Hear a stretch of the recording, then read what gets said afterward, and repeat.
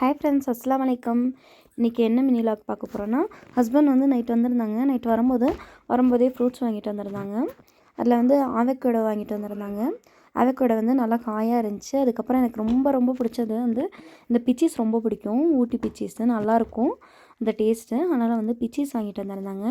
அதுக்கப்புறம் வந்து மாம்பழம், இந்த சீசனில் மாம்பழம் சாப்பிடாம எப்படி, அதனால் மாம்பழம் கொஞ்சம் வாங்கிட்டு வந்திருந்தாங்க.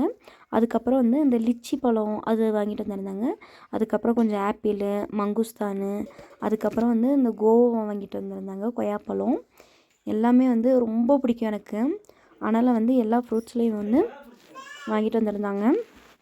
அதுக்கப்புறம் வந்து நைட்டு வாங்கிட்டு வந்தது 2வது நாள் தான் எடுத்து வச்சேன். அதுக்கப்புறம் லஞ்சுக்கு வந்து சூப்பராக ரைஸ் வச்சு, சூடான ரைஸு, அதுக்கப்புறம் வந்து சைடிஷ்க்கு வந்து தண்டுக்கீரையில் பொரியல் செஞ்சுட்டேன். அதுக்கப்புறம் வந்து லஞ்சுக்கு வந்து பீட்ரூட் குழம்பு செஞ்சுருந்தேன். பீட்ரூட்டு உருளைக்கிழங்கு போட்டு குழம்பு செஞ்சுருந்தேன். நல்லா இருந்துச்சு, டேஸ்ட்டாக சூப்பராக வந்துருந்துச்சு.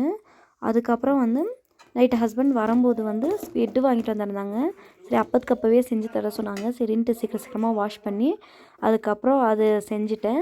அதுக்கப்புறம் நைட்டு வந்து மதியானம் வச்ச பீட்ரூட் குழம்பே இருந்துச்சு. அது கொஞ்சம் பொரியல் எல்லாம் இருந்துச்சு. அதெல்லாம் வச்சு நைட்டு டின்னருக்கும் வந்து சாப்பாடு தான் சாப்பிட்டோம்.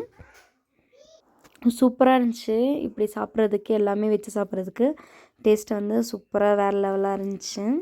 என் ஹஸ்பண்டுக்கு வந்து இப்படி செஞ்சு தந்தால் ரொம்ப பிடிக்கும்.